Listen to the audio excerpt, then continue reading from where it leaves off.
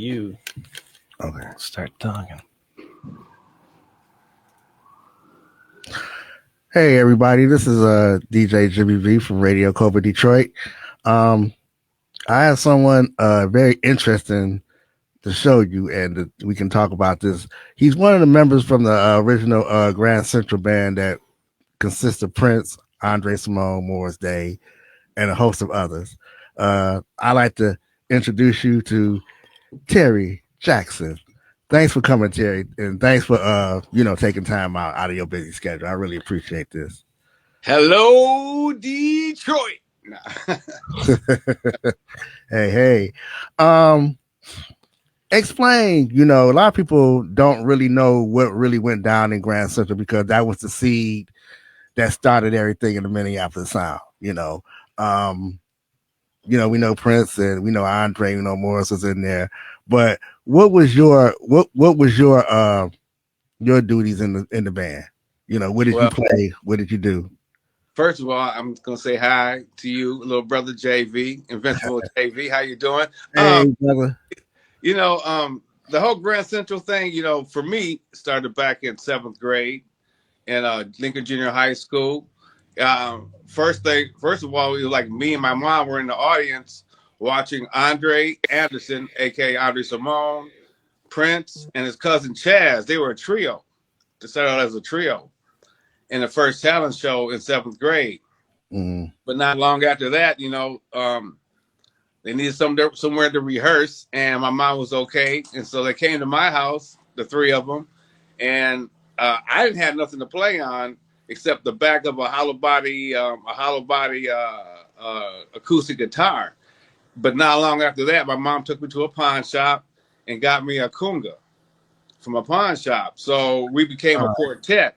So went from a trio, Andre, Chaz, and Prince, and then I joined the band, and we just started rehearsing in my basement after that. Okay. So you guys did a lot of cover songs back in the day, Oh and yeah. I mean, can you name a few of them that you did that was, you guys' favorite? Did you have a certain favorite that you Well, like? crazily, my dad's sister, my Aunt Shirley, gave me this Santana Braxis album that my mom was I remember that. actually Yeah. against at the time. And she actually made me return the album to my aunt, but I brought it back home and I introduced it to the guys in the band. And we started playing some Santana songs. And we really liked this song by Santana called um, um, um, Soul Sacrifice. Okay. And so that's one of the first songs we played in front of people. Prince playing lead, Andre playing bass, and Charles playing drums, and me playing percussion. And then by eighth grade, we started doing stuff like, we're still playing a lot of Santana stuff, like No One to Depend On and Black Magic Woman. And like I said, a lot of people sometimes say, where did Prince get a lot of his guitar skills from?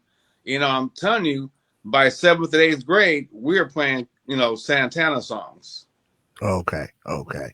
So basically, what you were saying is, excuse me, Santana was a high influence on Prince as well as you guys as well. Oh yeah, because because by the time we got William Hollywood Dowdy in a band, Mm-hmm. we became a real strong percussive band. I played timbales, Hollywood. William Dowdy played congas, and Chaz and Morris Day were the drummers and stuff. So we did a lot of like high percussion stuff. And Santana and Earth, Wind and Fire, which is another group that we did a lot of songs because Earth, Wind and Fire was a whole different thing too when we got a hold of their music. But yeah, the percussion from Santana to Earth, Wind and Fire became a big part of our band. Okay. Okay. So basically, y'all covered a lot of genres back then. You had the Santana, you had the rock, you had the Earth, Wind and Fire, which was like what soul R&B at the time. Right. What else did you guys do? I know you guys did some Hendrix. Oh yeah. You did Grand Funk. Grand Funk Railroad, Garner, and it was a 3-member band, Grand Funk Railroad. And I don't know how we got into these guys. I don't know who brought them into our little clique, but being a North Side, black R&B group, Mm. We got a real strong sense for this like rock and roll stuff. We actually went to go see Grand Funk Railroad in concert, like about seventh or eighth grade. We went to go Okay. see them at the Met Center in Bloomington, Minnesota. Saw Grand Funk Railroad in concert, and again, Mark Farner was the lead guitar player for that band, a 3-member band, and again, Prince was just crazy about that guy.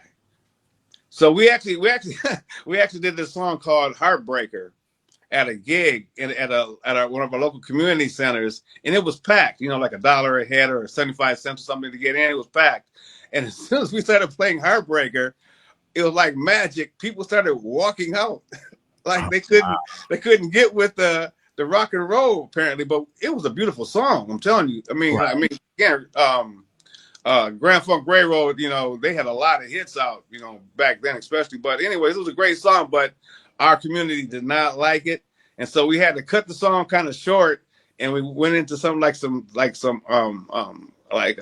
and Family Stone or something, and like magic, everybody started coming back in the room.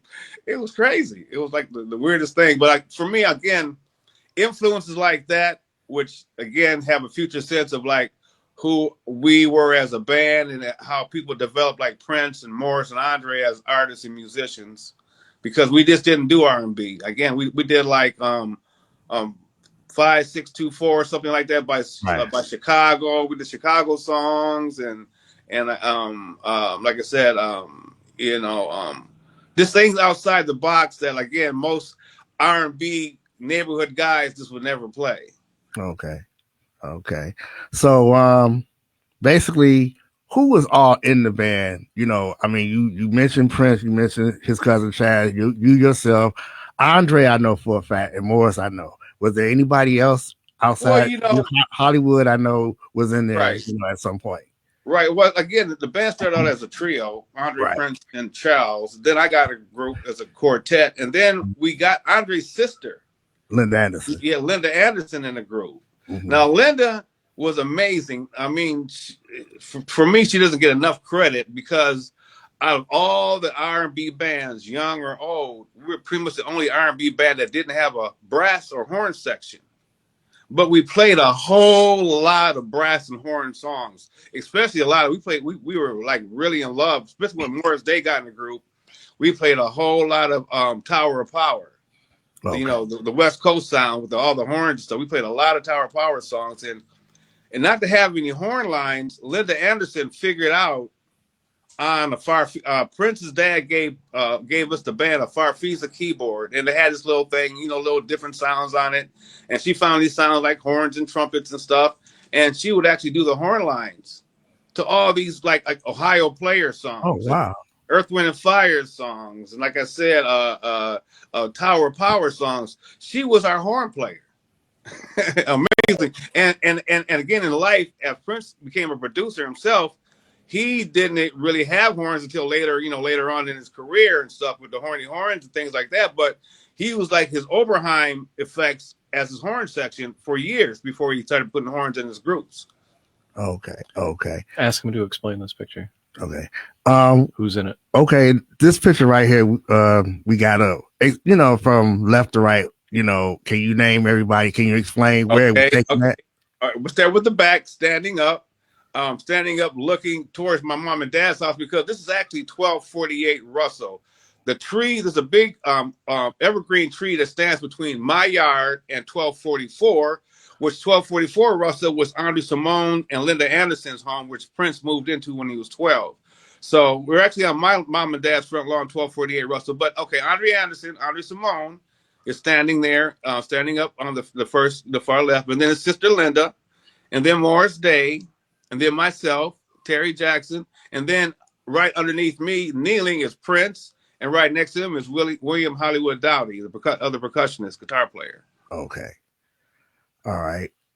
Okay, good. Fascinating. So basically you were staying next door to the Andersons. Oh, yes. Well, actually, this is the thing. My family, my mother and father and I were the first Black family on that block when we moved in back in the 60s. Andre and his mother and his family moved in the house next door in 1970. And the only reason why I remember that so well is because at the time, there was a movie that came out called A Man Called Horse, with Richard Harrison. I think the actor's name was Richard Harrison. And it was some scenes in it that the Native Americans really didn't like. So they were protesting this movie downtown Minneapolis. And my mom and Andre Cymone's mother, Bernadette Anderson, they were talking across the fence. And my mom was like, "Oh, you got a son? I got a son." Well, they introduced us. This is Andre. This is Terry. And they said, "Whatever you do, don't go downtown and see that movie." And the first day that me and Andre ever met, we defied our moms and we went downtown and seen that movie. But anyways, that's that. Okay. So that's how you guys all met. Okay. Yeah, that's how me and Andre met. Yeah, but when it comes to, but this is the thing though, when it comes to like myself and the artist Prince, our mothers knew each other before we were even born. My mother, his mother, Matadelia, were both friends as teenagers before we even gleam in their eye. Okay, all right. So back then when y'all did the Grand Central thing or whatever, when I know you guys were young or whatever, what was the climate as far as the sound, Minneapolis sound back then? I mean, was it in development? Was it raw? Was it something that somebody didn't want? I mean, just explain it in your own words from what you know. Well, again, we were like the youngest group that got to play in adult clubs. By the time I was 15 years old, myself, Prince, Morris, we were playing in adult clubs. We were opening it up for like grown up bands for some reason. I still don't understand that. Firstly, I don't. Right. But we for a while we had a group that were out in front of us called the Standells. There were four guys, kind of like Temptations, Dramatics kind of guys, singing those kind of songs and stuff. And we used to back them up. And so since they were like a few years older than us, that was how we used to get in the clubs, really early and stuff. And so again, we got a lot of influences from, we got exposed to me. I feel we got exposed to a lot of stuff that a lot of young teenagers shouldn't get exposed to, but playing in adult clubs by the time you're 15 and just experiencing stuff like that. And again, the music in the 70s was more let me see, kind of like more edge. Yeah, it was more on it because again, it was I would say like revolutionary. Like Marvin Gaye's was going on, James Brown's, Say It Loud, I'm Black and I'm Proud. That was a big influence. And as a matter of fact, in the state of Minnesota, back in the 70s, there was a high some racial tension, more or less, in the 70s here in our city and stuff. And so we have a big event called the Aquatennial here, and it's during the summertime, the Aquatennial parade and festivities and stuff. And so they kind of didn't want the black community or the mixed community, whatever, downtown around all that stuff. So the black community started their own festival in North Minneapolis, and we were like headliners for like at least 3 years. One of the main acts for this. I mean, sometimes it'd be like anywhere from 15 to like 30,000 people at these events, and this was back in the 70s. Okay, all right. So, as a group, when you guys got out together, you got Linda Anderson, you got Hollywood, yourself, Prince, Morris, Andre. Anybody I left out, I'm sorry. But did you guys do any original stuff? Oh, now here's the thing. We got to the point where we started writing some originals. Okay. I remember, I really remember a song we did called "Everybody Wants to Be a Gangster." I really wish I could remember the lyrics, but it was about, again, it was like as Prince would say, a sign of the time that we wrote about, because back then the black exploitation movies were real popular. Superfly and Shaft and all those movies were real big and stuff. So we wrote a song called "Everybody Wants to Be a Gangster." And what we would do is we would, besides playing, all the cover songs, we started inserting, our originals.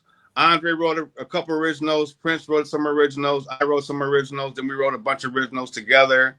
So we had quite a few original songs as a band. Okay, all right, yeah. So is this picture different? Is this color one different? Yeah, that's a So tell me about this picture. yeah. Tell me about this picture. I mean, I know it seemed like it's in the same spot though, but what was everybody like there when they took this picture? Well, this is the thing. By this time, we had been through maybe 2 or 3 different managers. Originally, our moms, my mom, my aunt Laura, Andre's mom, Bernadette Anderson, they were like our original managers because they were our moms. But by the time Morris Day got in the band, Morris took over for Prince's cousin Chaz as our drummer. When Morris Day got in the group, his mother became our manager. Now, here's the thing. Right before she became our manager, we had this guy named Frank Jackson, who was actually our first real true manager, because when we were with Frank Jackson, we actually got to back up oh my God. We got to back up this lady by the name of Marva Whitney. Now, Marva Whitney was actually, she was a singer, a background singer for James Brown, but she had a single at the time. And we actually got to do a gig. We actually backed up, like we played like 2 or 3 songs for Miss Marva Whitney and somebody else. We backed up quite a few people. But again, this was a guy by the name of Frank Jackson. And he brought us to a whole different level because by him being a band manager, we had a thing before we met him. We called like our amps that we played out, like the guitar amps and bass amps and stuff. We called them they were so small, we called them sandwich amps. That's how they was eating little small things. But when Frank Jackson became our manager, he had a band called, I think it was called Brainstorms or Exotic Storm or something. It was something Storm, but he actually fired that group. The band was older than us, but he fired that whole group and gave us all of their equipment. So at some point in time, we ended up having like all this equipment. We had like PAs, and Andre had a big trainer bass amp. It was the biggest thing you could imagine. My dad used to come to the top of the stairs to flick the lights because he said, "You're bouncing pitches off the walls." So we put everything up on 10, sometimes. But so after Frank Jackson, Morris got in our band. Morris's mother, here's what I was getting to. Morris's mother became our manager. So from the time that Morris became our drummer to the time that I got out of the group, Morris Day's mother, I think her name was Yvonne Burkholder, I believe. She was a manager for the group, because after Grand Central kind of broke up, I left, Chaz was gone, Prince left. They changed the name from Grand Central to Champagne. Right. It was Morris Day, Linda Anderson, Andre Cymone, and William Dowdy. It was just the 4 of them. And that's when Prince got his recording contract with Warner. Well, actually, right after he got out of Grand Central, he actually got in a band with Sonny T for a while. Okay. Sonny T's band was called Back to Black, aka The Family. They're the original Family before Prince's group, The Family. Okay. So Sonny T's band was a band that we used to always rival. They were one of our rival bands. But after Prince left Grand Central, he actually went to like either in the New Mexico or something like that with the band, and did a gig with those guys a couple of times before he got his deal. Okay, but see, here's the thing. This is because I'm glad that we talking to you, and I'm glad we hooked up and decided to do this, and thank you, Jamie, for bringing all this too, because he is brilliant at what he does. But nobody knew all of this or whatever. Everybody was thinking that after when Prince got his recording contract with Warner Brothers, that you guys had disbanded and renamed and everything or whatever and whatnot. This was didn't nobody know about that all happened before he got his deal. Right. And here's the thing too. A lot of people don't understand this. Now, they always feel that Owen Husney and Cliff Siegel were Prince's original management team. Right. But there was a black guy by the name of John Jefferson. Okay. And then Andre Cymone's brother, Eddie Anderson, who probably invested close to like $3 to $4 million in Prince before he even got that deal. And a lot of people don't understand. Now, John Jefferson and Eddie they were neighborhood guys. But at some point in time, when Owen Husney got wind of Prince, he went on a big mission to make sure Prince was his deal at the time. Yeah, I understand. Yeah, because he basically had the ends. Owen Husney basically had the ends to get the deal to Warner Brothers. And Andre Cymone's brother, Eddie, and this John Jefferson guy, they really didn't have those avenues, but they had invested a great deal of money in Prince before he even got that deal with Warner Brothers. See, that's what I'm saying. I'm glad that we having this discussion because there's a lot of, I wouldn't say just gaps though, but I mean, the dots connect and everything and whatnot. And my thing is that, everybody always talk about the history of Prince. They know this, they know that, but really, you have to talk to somebody that was involved in all of this or whatever to know actually what was really going on. Because like with Linda Anderson, saying, we knew she was on keyboards or whatever and whatnot, but we didn't know to what extent of her talents was, and like I say, if Linda phenomenal again, she doesn't get enough credit. Right. And I'm right. And for that, I'm giving her credit right now. I'm giving her the Jimmy V credit, and like I say, no, that's right. So like I say, much has to her. If you ever see her, talk to her, tell her I said, much has to, we're grateful for what, of your gifts or whatnot, your talents. Yeah.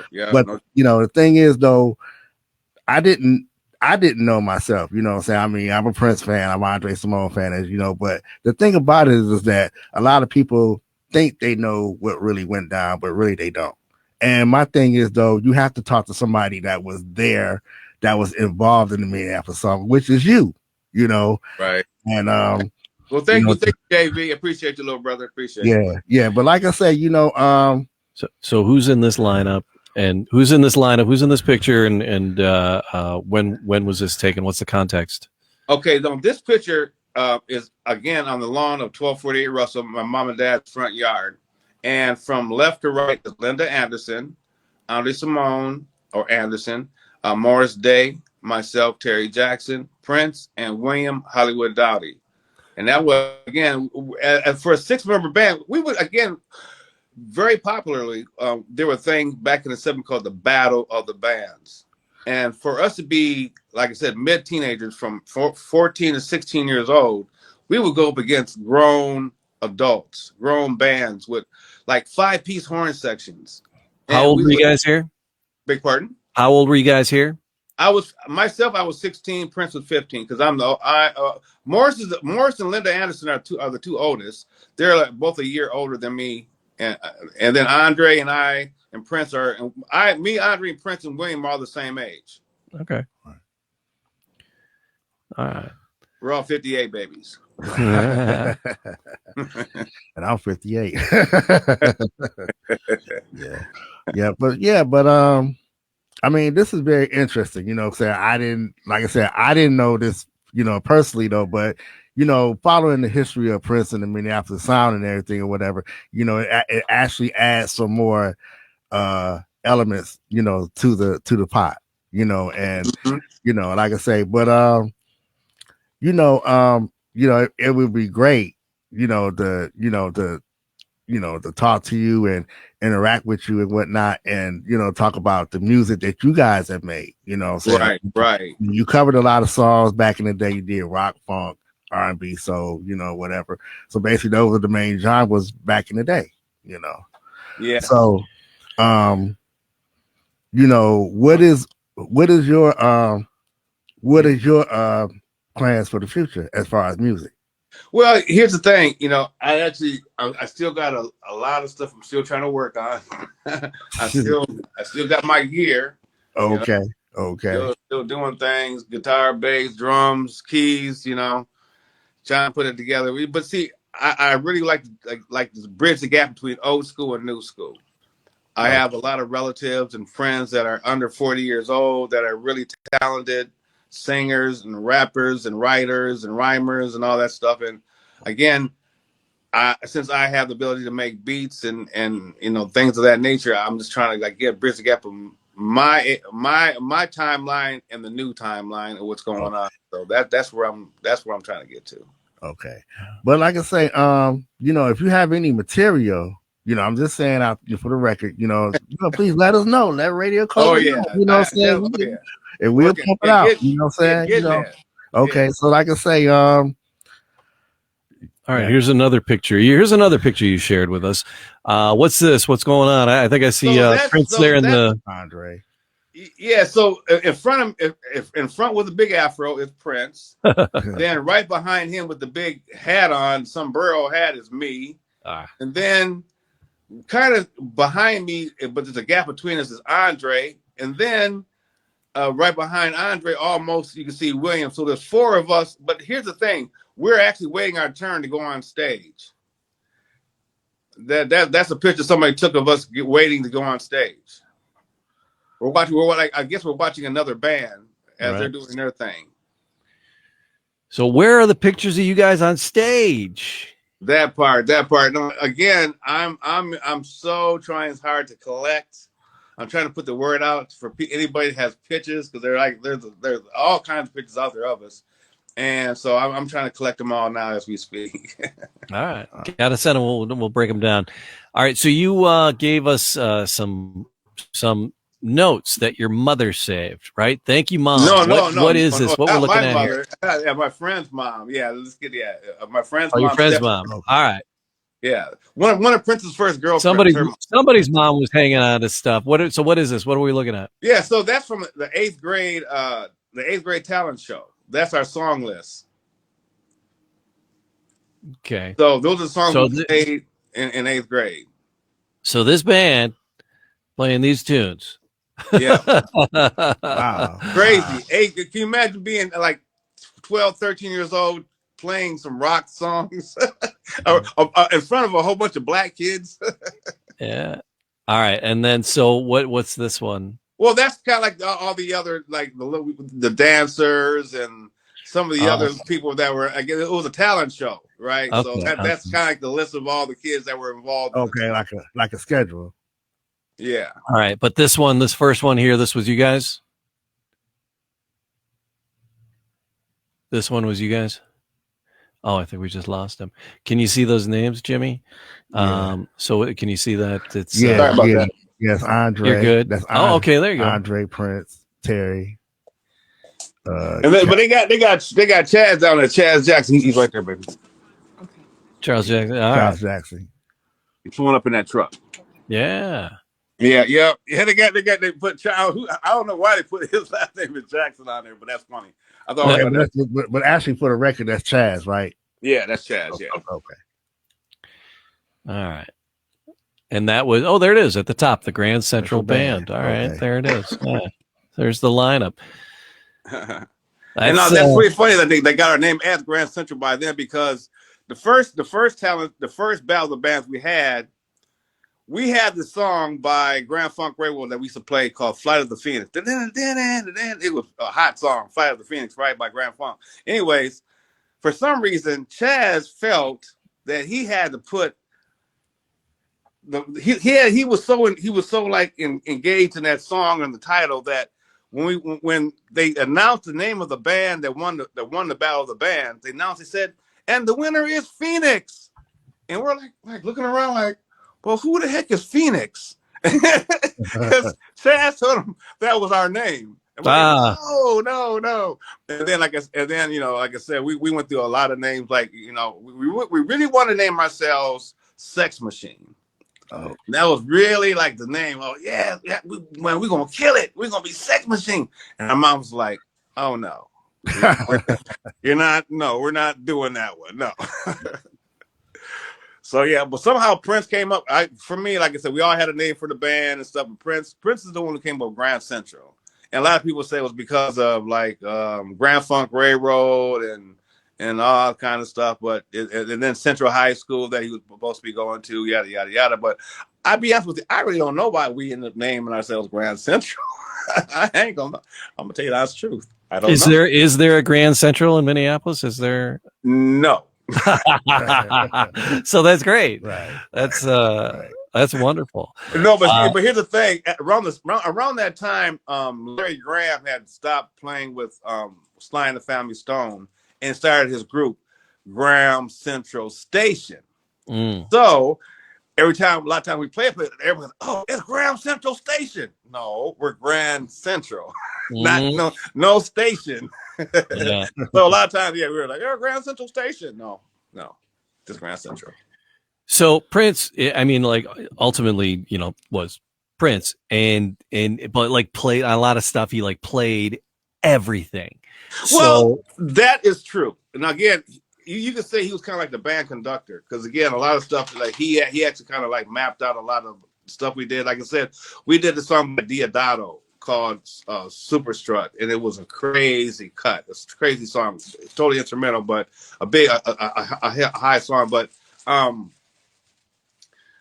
would say this: we got to the point where after most of our gigs we did a thing called the round table. And the round table, like maybe the last song of the night, everybody would switch up instruments. Linda would play guitar. Sometimes she played bass. Okay. Sometimes, whatever. But again, we go to different instruments. Prince would sometimes play, percussion. Sometimes he would play bass. Sometimes he played, he got on the keyboards a lot. Sometimes he would, because again, the original Farfisa that we got with the group was his dad's, and we had that before Linda got in the group, and there would be times when Prince would just with no guitar at all for the whole rehearsal. He would just play like we played a lot of Billy Preston. Will it go around in circles? And then it will fly high like a bird. Anyway, we played stuff like that a lot too. Okay. But did who was up front singing with Grand Central? So that's another funny one. Okay, I don't have. I will send you a picture of Chaz, but because Chaz was before Morris Day, because Morris Day was a drummer and Chaz was our original drummer. But originally, when we started out in 7th and 8th grade, we didn't have a lot of equipment. Maybe one or two mics at the most. Almost always had one mic. And so initially, Prince was not playing guitar and singing.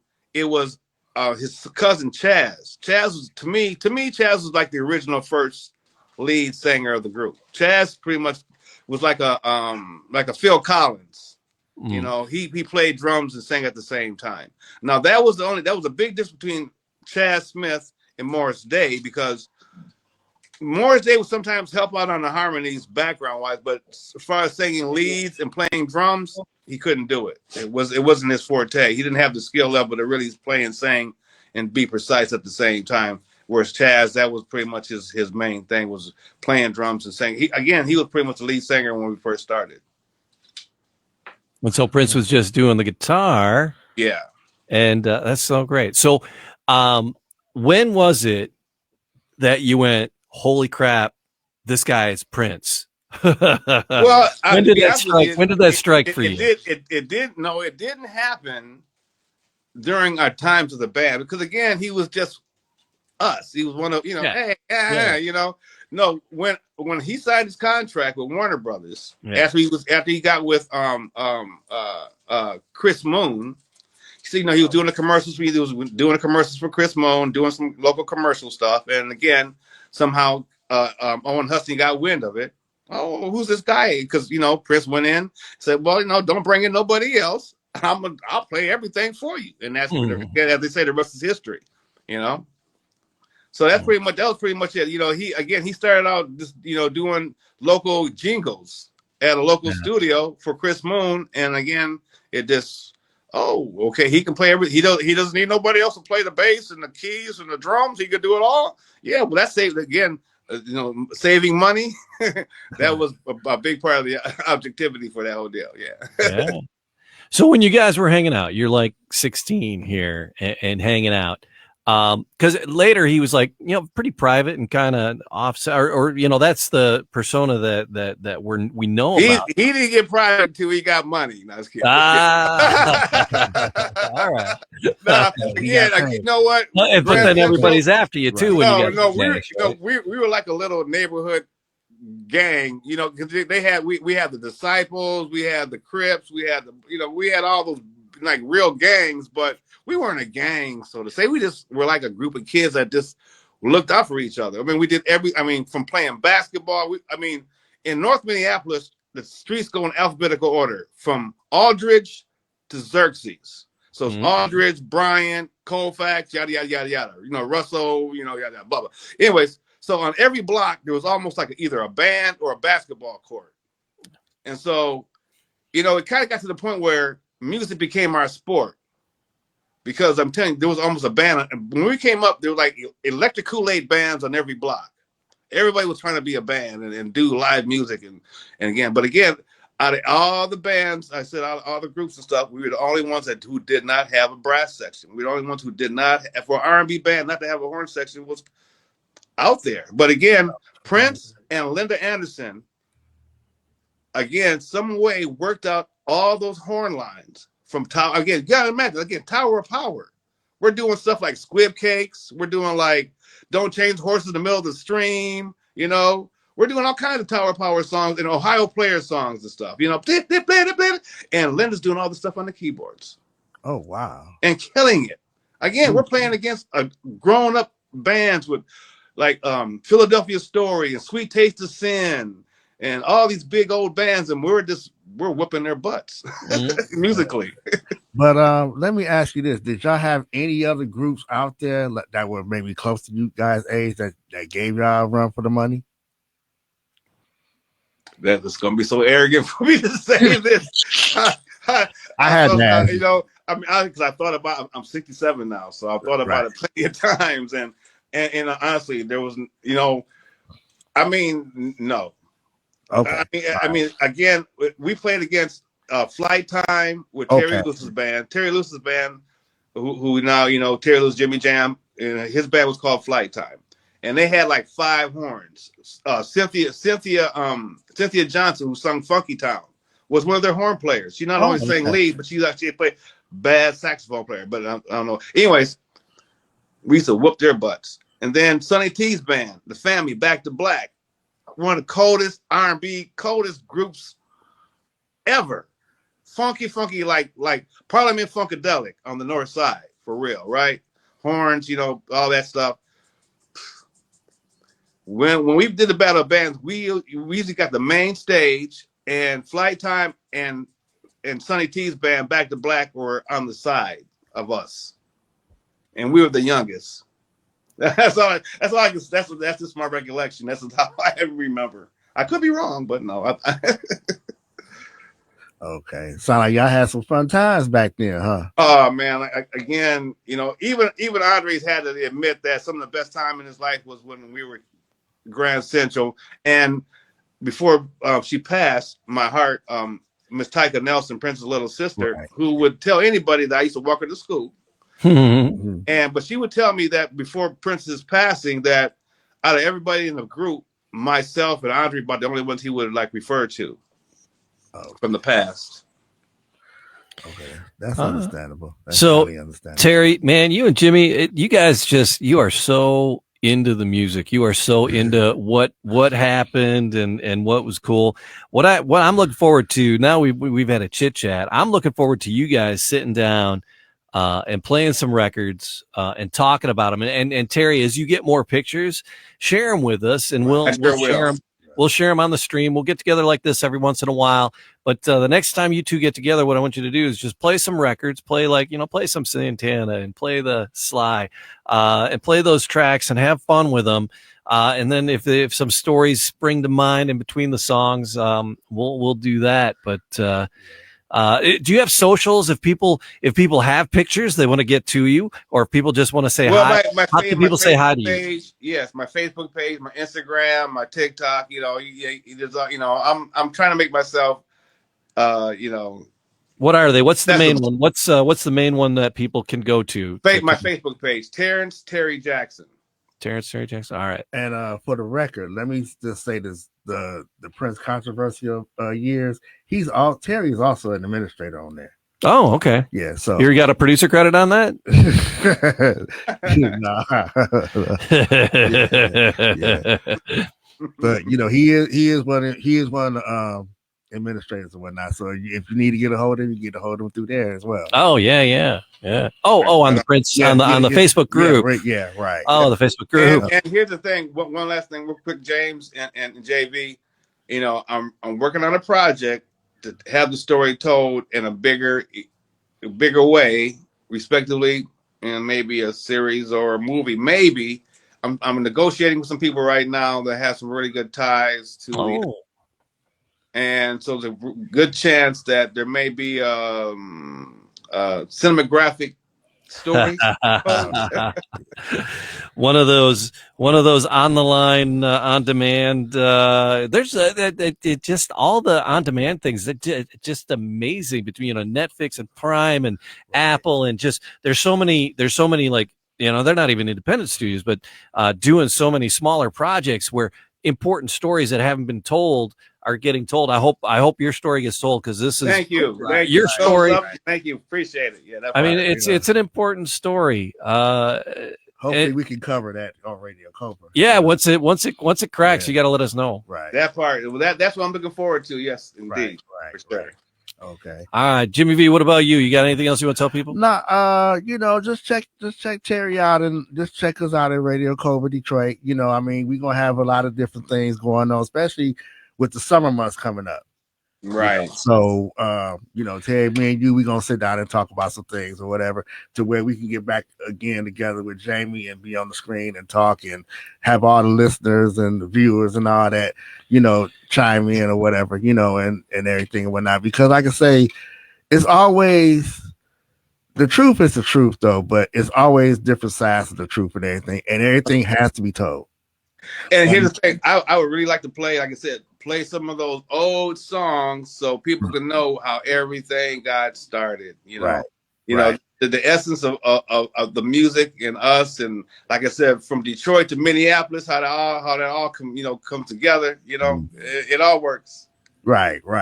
From one music city to another. You know That's what I'm saying? Right. So, I hear you on that. But yeah, man, thanks a lot for coming and everything. And you and I talk in between from the next time or whatever, whatnot, to figure out what we want to do next. And like I say, just stay up and keep, and be in touch or whatever, whatnot. You do listen to my podcast and everything, and I appreciate you for that. So no problem. Thanks. All right. Hang tight. Don't leave yet. So, okay. Radio Cobra Detroit, RadioCobraDetroit.com. You're going to catch this on the Facebook, on the YouTube. It'll go up as a podcast on Mixcloud as well. Find it everywhere. Jimmy V, what's your socials? People can like you. Oh, Midnight Funk Revisited. All right, there you go. Find the Midnight Funk Revisited. Yep. And you find him. That's it. DJ Jamie Detroit. And Terry Jackson, thank you, sir. Yeah, thanks. Blessings. Thank you, Jamie. Thank you, JB. All right.